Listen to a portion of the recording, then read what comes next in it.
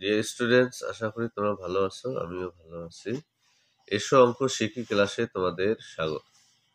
আজকে ষষ্ঠ শ্রেণীর 5 অনুশীলনীর 22 নম্বর অঙ্কটি তোমাদের একটু দেখানোর চেষ্টা করতেছি।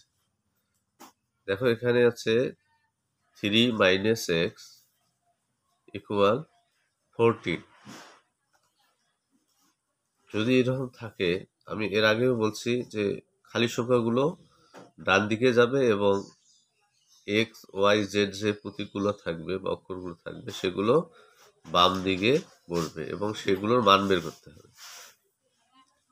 এখন দেখো, -x থাকলো এখানে, এইটা খালি সংখ্যা যেহেতু 3, এই যে প্লাস আছে ওইদিকে গিয়ে -3 হলো। তা -x = এটা মাইনাস করলে 14 থেকে যদি 3 আমরা মাইনাস করি তাহলে হচ্ছে 11, অর্থাৎ +11।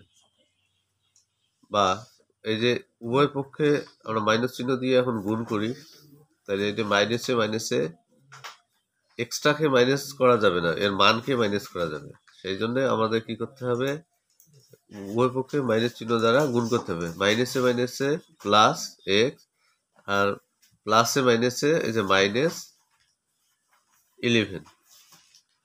তাহলে x = -11। নির্ণেয় মান x এর মান হচ্ছে -11।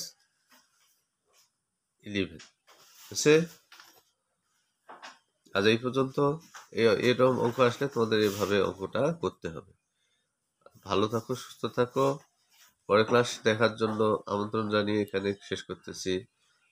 টিল দেন, আল্লাহ হাফেজ।